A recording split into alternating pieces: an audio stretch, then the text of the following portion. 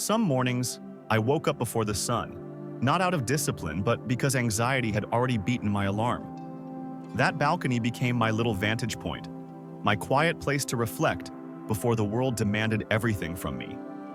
My mind would race through the day's obligations, emails to answer, meetings to survive, bills to pay, and the gnawing dread of another rent payment looming just out of reach. I remember the taste of that life as clearly as the burnt edge of my morning toast. Living paycheck to paycheck wasn't just about money, it was about time. The invisible tax of worry is paid in sleepless nights and missed opportunities. There's a kind of silent camaraderie among those of us who have lived this way. I started to notice a creeping sense of resignation. The world felt like it was always in chaos. But here's the thing I kept coming back to. What if it wasn't? I started to realize I was tired of feeling powerless. I couldn't control the markets or the economy, but maybe, just maybe, I could control one thing, my next action. That day, I made a promise to myself. Over time, I started to look for other tiny habits I could stack on top of that first one. The real turning point wasn't a windfall or a raise. It was the slow, stubborn accumulation of small wins. I started saying no to things that didn't serve me. Every action felt trivial in isolation, but together, they started to shift something fundamental in my mindset. I began to wonder, if these tiny habits could add up in my day-to-day life, could they work for investing too? I decided to start small, and I mean small. I set up automatic contributions, nothing flashy, just $10 a week. What surprised me wasn't the amount of money I made, it was how quickly the habit became invisible. I started tracking my net worth, even when the number was negative. I set up buckets for my money, one for essentials, one for fun, one for long-term goals. Each setback felt less debilitating because I had a buffer now. I started to feel something I hadn't felt in years: calm. I realized that the real payoff wasn't just more money, it was more options. I focused on what I could control. I didn't have to wait for someone else to give me a raise or a promotion. It wasn't a dramatic escape. I still stand on the balcony, coffee in hand, watching the sunrise. The anxiety is gone, replaced by a sense of possibility. It's about stacking tiny, sane habits that compound over time. The habits you build today will be the foundation of your freedom tomorrow.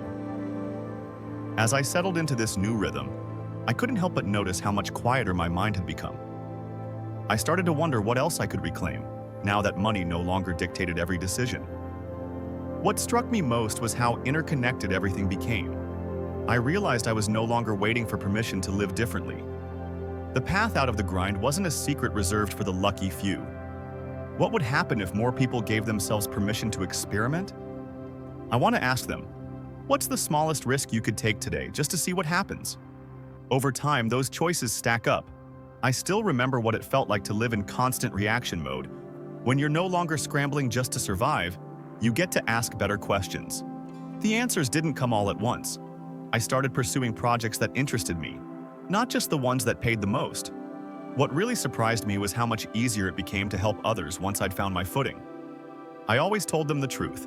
There's no magic bullet, just a series of boring, repeatable habits. The early days are slow, and the wins are almost invisible. But if you can stick with it, if you can trust the process even when it feels pointless, you'll wake up one day and realize everything is different. The anxiety is quieter. You give yourself room to breathe, to think, to choose. I look back and marvel at how far I've come. If you're standing on your own balcony, coffee in hand, wondering if things can really change, I hope you'll give yourself permission to try. Start with something tiny. Automate it. The habits you build today will be the foundation of your freedom tomorrow. I want to leave you with this. You don't have to be perfect, and you don't have to do it all at once. Just start. The more distance I put between myself and that old life of constant scrambling, the more I noticed how insidious the old patterns could be. I became almost fascinated by the way small changes could ripple through the rest of my life.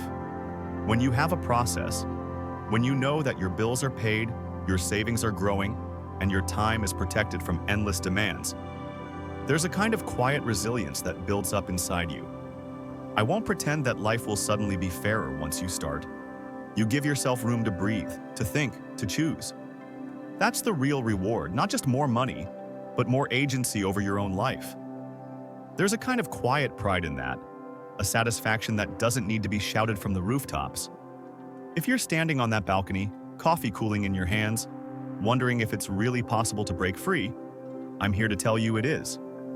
One small habit at a time, you can build a life that feels like your own. Your systems can be your anchor,